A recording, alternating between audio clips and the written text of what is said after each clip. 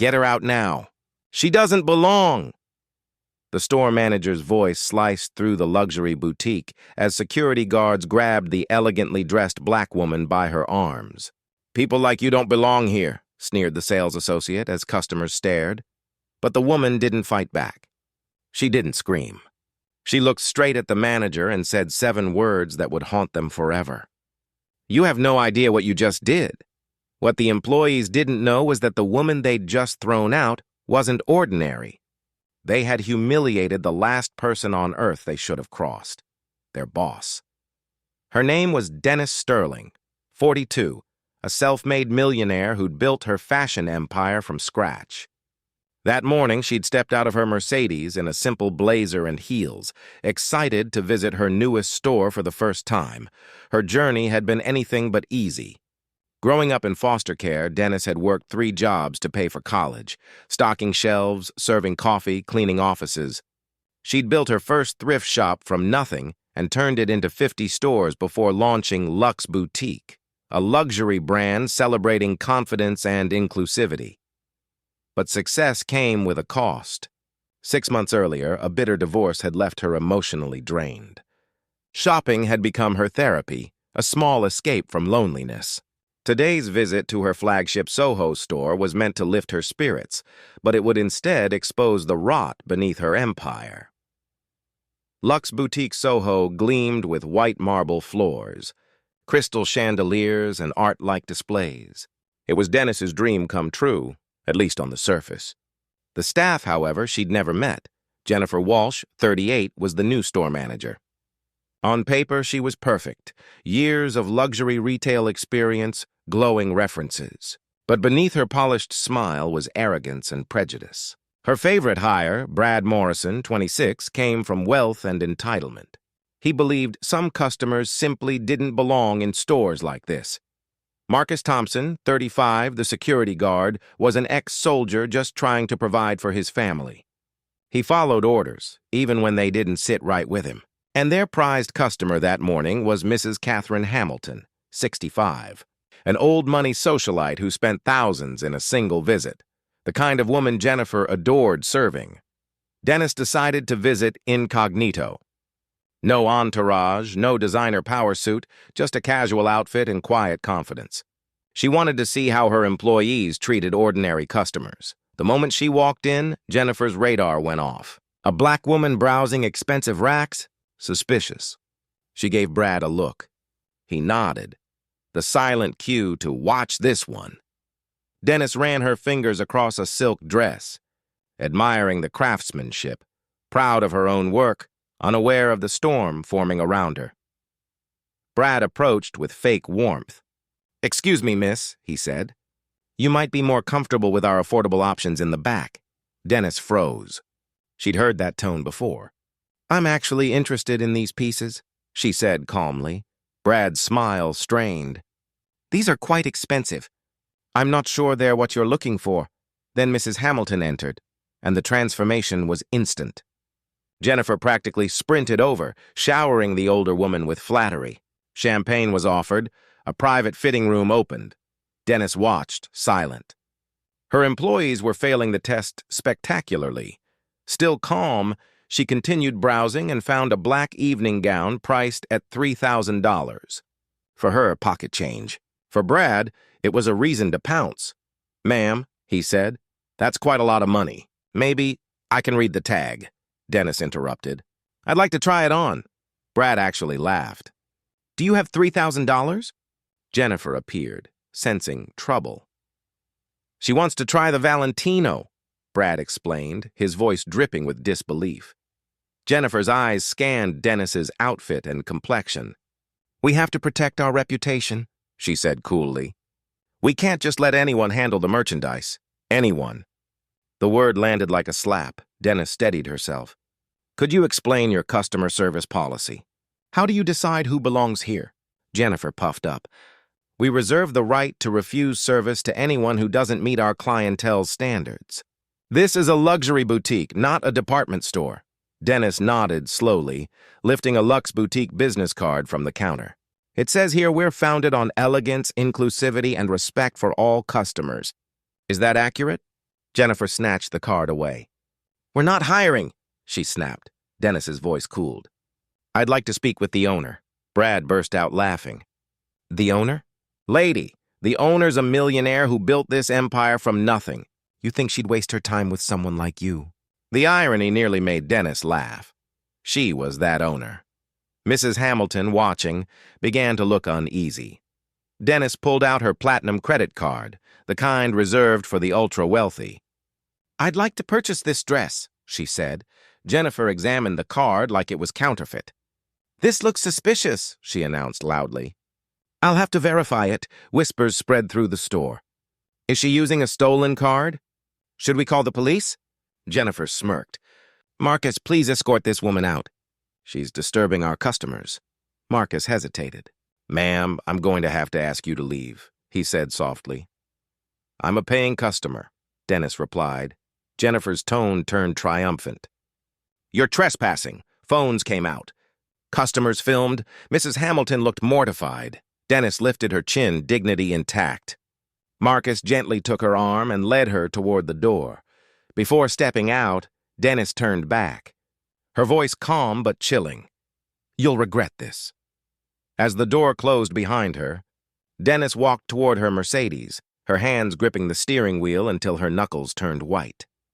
She sat there for a moment, breathing slowly, letting the anger harden into something sharper, colder, more focused. She pulled out her phone and dialed a number she knew by heart. "Sarah," she said when her assistant picked up. "We have a problem." Sarah Martinez had been her right-hand woman for years. She knew Dennis's voice better than anyone, and this tone was different. Controlled, dangerous. "Dennis, what's wrong? Aren't you supposed to be enjoying your shopping trip?" "I was testing the new store," Dennis replied. "Sarah, they didn't recognize me." There was silence on the other end. "What do you mean they didn't recognize you?" "They saw a black woman in casual clothes and decided I didn't belong in my own store," Dennis said flatly. "They laughed when I asked to speak with the owner. They called my credit card suspicious and had security escort me out," Sarah gasped. "Dennis, no. Please tell me you're joking." "Do I sound like I'm joking?" Dennis said, her voice breaking for the first time. "The store manager told me they don't hire people like me." Sarah's voice dropped to a furious whisper. "Those idiots have no idea what they just did." Dennis closed her eyes, her mother's face flashing in her mind. She was 12 again, standing beside her mom in a department store where they'd saved for months to buy a graduation dress.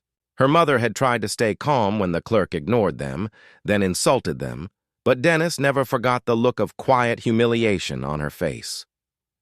That day, her mother made her promise. "Someday you'll be in a position to make sure this never happens to anyone else." That promise had built Luxe Boutique, and today her employees had broken it. "This store was supposed to represent everything we stand for," Dennis said softly. "Instead, it's become exactly what I built this company to fight against." "What do you want me to do?" Sarah asked. "Call the lawyers. Call corporate security." "Cancel my meetings," Dennis said, her tone now pure steel. "It's time to remind them who signs their paychecks." Inside the store, Jennifer was trying to act like nothing had happened.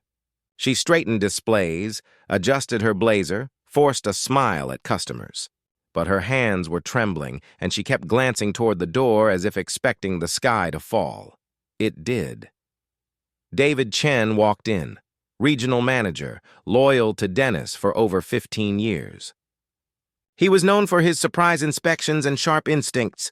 "Jennifer," he said warmly, "good afternoon. How are things going?"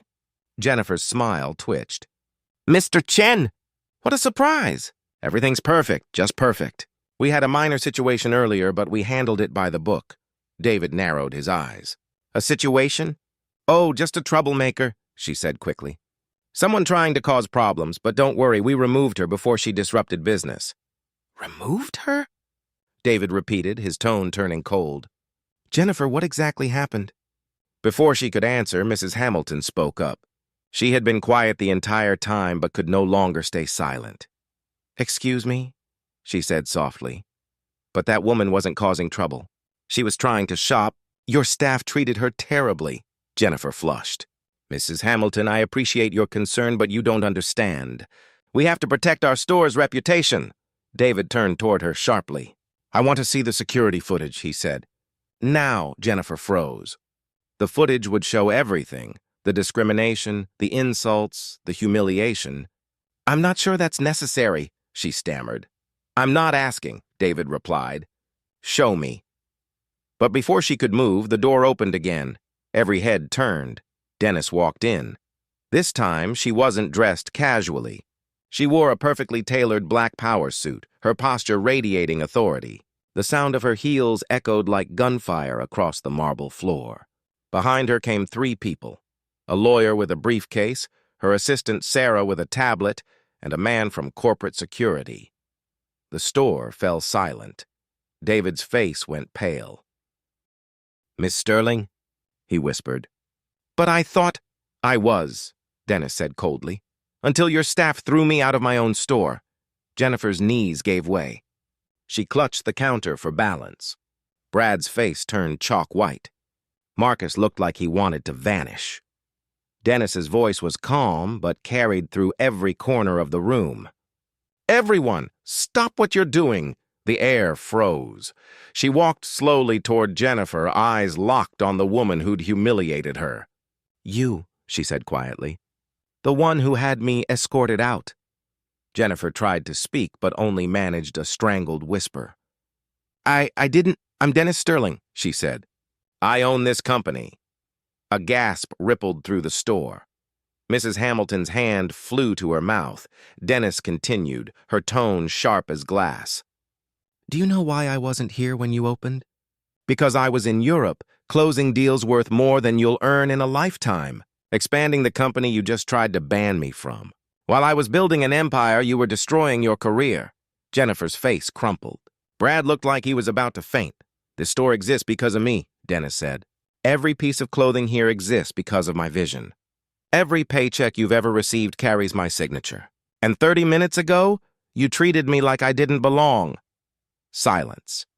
You told me you don't hire people like me, she went on. You laughed when I asked to speak with the owner. You called my credit card suspicious. You had me physically removed from my own property. Tears welled in Mrs. Hamilton's eyes. Marcus's head dropped. Jennifer's hands shook so violently she could barely stand.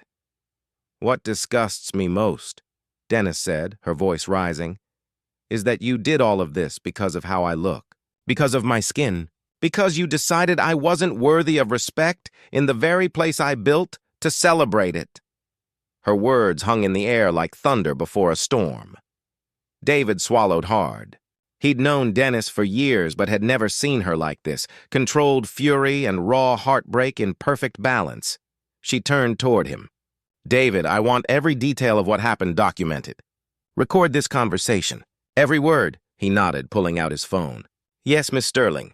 Dennis turned back to Jennifer. Let's start with you. When I walked into this store, what did you do? Jennifer opened her mouth, but nothing came out. You judged me the second you saw me, Dennis said. You signaled your associate to watch me before I touched a single item. You assumed that because I was a black woman in casual clothes, I didn't belong. We have to protect the store's image, Jennifer said weakly. We can't just let— Stop! Dennis snapped. You weren't protecting the store. You were protecting your prejudice. And it just cost you your career, Brad tried to speak next. I just wanted to make sure you knew the price, he mumbled. You wanted to make sure I understood the price, Dennis repeated slowly.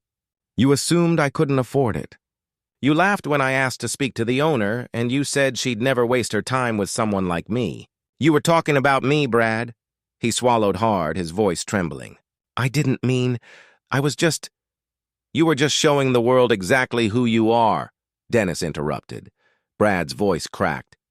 Please, I need this job. I'm not racist. I have black friends. I voted for Obama. The excuse hung in the air, pathetic and hollow. Brad, Dennis said quietly, the fact that you think that matters tells me everything. This wasn't an accident. It was a choice. And choices have consequences. Jennifer tried to recover, lifting her chin. With all due respect, we were protecting the brand, she said. We were maintaining the kind of clientele that spends serious money here. Dennis stared at her for a long moment. You just said protecting our brand means keeping people who look like me out. You've proved exactly why you'll never work in this company again." Her gaze softened slightly as she turned to Marcus. "Marcus, tell me, why did you escort me out?" Marcus stood at attention. "Ma'am, I was ordered to. I didn't feel right about it, but I followed orders. I should have said something." "At least you're honest," Dennis said. "That means something." Dennis looked at Marcus for a long moment. "Following unjust orders doesn't make you innocent," she said. "But acknowledging your mistake takes courage. Remember that." Marcus nodded. "Yes, ma'am." "I understand."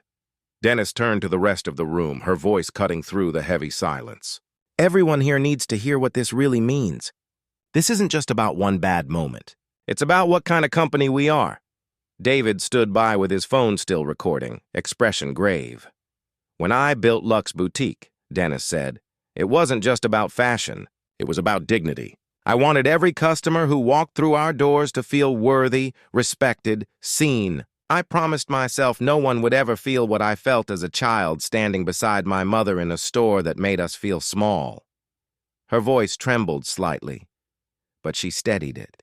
"My mother made me swear that if I ever had power, I'd use it to make sure no one else suffered that kind of humiliation. And today, my own store broke that promise." The customers who had been pretending to browse now stood frozen, listening. Even the ones who didn't know the full story could feel the weight of it. Dennis's tone hardened again. "Jennifer Walsh," she said slowly, turning to the manager, "you are terminated immediately. Your access to company systems is revoked. Corporate security will escort you out, and you are permanently banned from all Luxe Boutique locations." Jennifer's body went rigid. "Miss Sterling, please," she whispered. "I've worked in retail my whole life." Dennis didn't blink. "Then you should have known better." Jennifer's lips quivered. She tried to speak, but no sound came. Dennis turned her gaze to Brad. "Brad Morrison, you are also terminated immediately. You'll be escorted out, and you are permanently banned from our stores." Brad's reaction was instant. He fell to his knees in the middle of the boutique. "Please don't do this," he sobbed. "I'm sorry, I swear. I'll change. I'll take training, anything. Please, I need this job." Dennis stared down at him, her expression unreadable. "The time to change was before you laughed at me," she said quietly. "The time for apologies was before you decided I didn't belong. You made your choice." She turned away, leaving him kneeling on the marble floor as security stepped forward. "Marcus," she said next, her tone softening just slightly. "You were put in an impossible position. You followed orders because you thought it was your job, but you also knew what was happening was wrong. You can keep your position, but on one condition." Marcus straightened, hope flickering in his eyes. "Anything, ma'am?" "You'll attend immediate training on diversity and bias," Dennis said. "You'll learn when to question orders that violate decency. And you'll learn to speak up next time. Can you do that?" "Yes, ma'am," he said firmly. "Thank you for giving me a second chance." "Don't waste it." David looked up from his phone. "Miss Sterling," he said quietly, "what do you want me to do next?" "I want a full review of policies across every store," she said. "Every manager, every associate, every guard, everyone. I want training mandatory company-wide. And I want mystery shoppers of every background walking into our stores every month. If anyone feels unwelcome, I want to know immediately." David nodded, already typing notes. "Consider it done." "And make sure every employee understands," Dennis continued, "that discrimination will result in instant termination. No warnings. No excuses." "Yes, ma'am." Jennifer and Brad stood silently now as corporate security approached.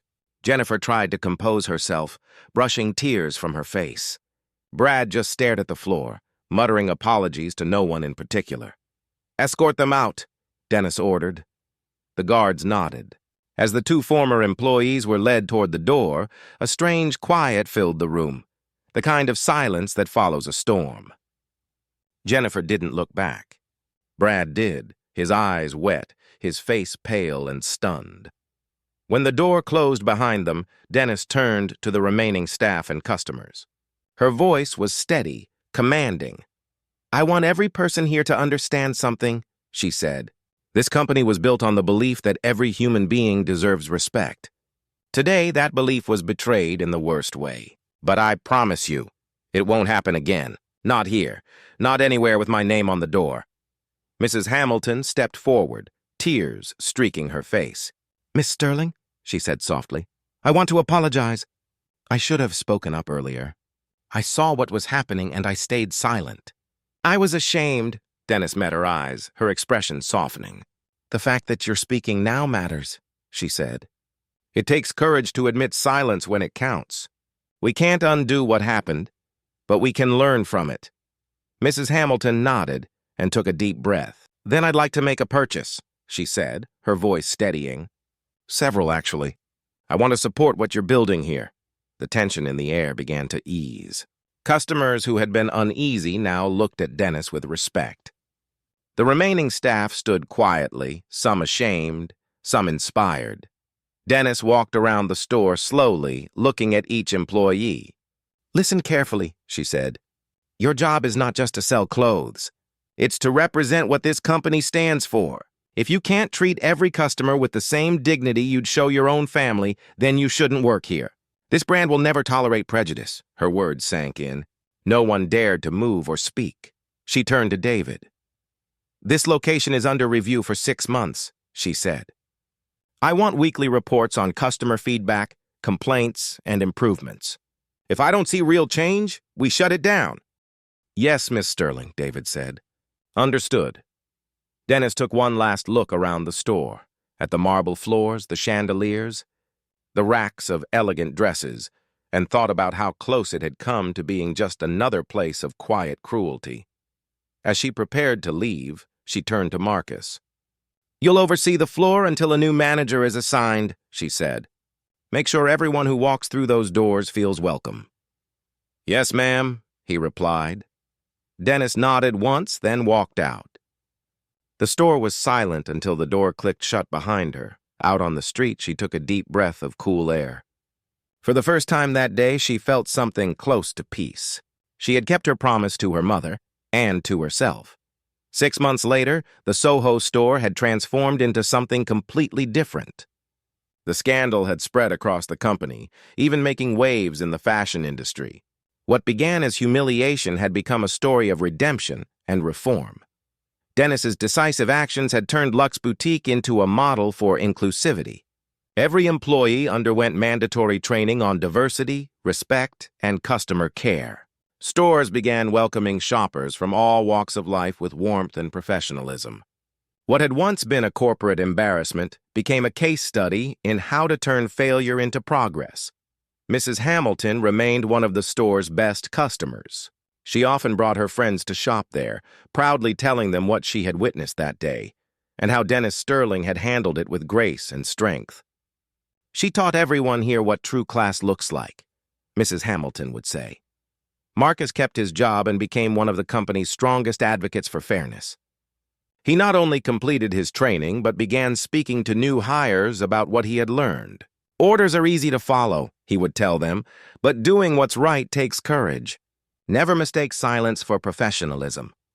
His story moved people. He'd become an example of how accountability and growth could coexist.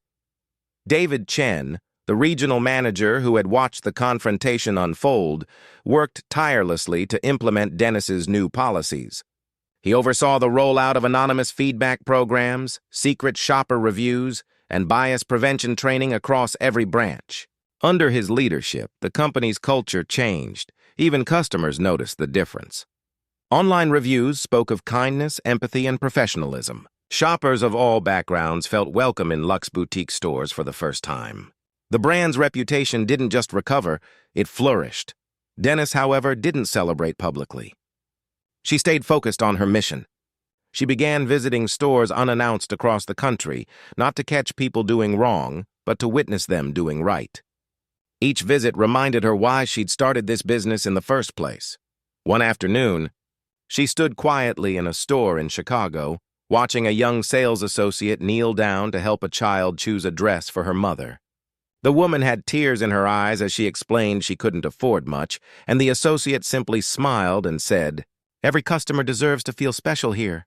Dennis had to turn away for a moment, overwhelmed by emotion. That simple act was proof that her promise was being fulfilled. She thought again of her mother. Tired hands, warm eyes, and that voice from decades ago. Someday, you'll make sure no one else feels like this. Dennis smiled softly. She had done just that. The Soho store became more than just a retail space. It was a symbol. Schools, media outlets, and business organizations invited Dennis to speak about leadership and integrity. Her story of being thrown out of her own store and choosing justice over revenge inspired millions. When asked in an interview what she felt at that moment, Dennis answered simply, "Power doesn't come from how much you own. It comes from what you do when someone tries to take your dignity away. That's when you decide who you really are." Back at the Soho location, a small framed quote now hung near the entrance. It read, "Respect costs nothing but means everything." Every new hire was required to read it. Before their first shift, the employees, they never forgot the day the woman they'd mistreated, walked back in wearing that black suit. They remembered her words, her composure, the quiet strength that changed the direction of their company forever. Jennifer Walsh never worked in retail again. The incident followed her everywhere, and no luxury brand would touch her resume. But a year later, she took a job at a nonprofit that helped train women for employment. It was there, surrounded by people she'd once looked down on, that she began to understand the pain she had caused. She later sent Dennis a handwritten letter, "Miss Sterling, you had every right to destroy me. Instead, you showed me what leadership looks like. I've spent every day since trying to earn that lesson. I hope one day you can forgive me." Dennis never responded. She didn't need to. The letter itself was enough. Brad Morrison moved back home after being fired. For months, he couldn't find work. Eventually, he took an entry-level job at a local boutique run by a black woman who gave him a chance only because she believed in second chances. Under her mentorship, Brad learned humility. He never forgot the day he laughed at a woman who turned out to be his CEO. It haunted him, but also changed him.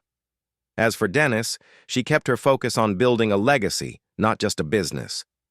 Luxe Boutique's profits soared, but she measured success differently now.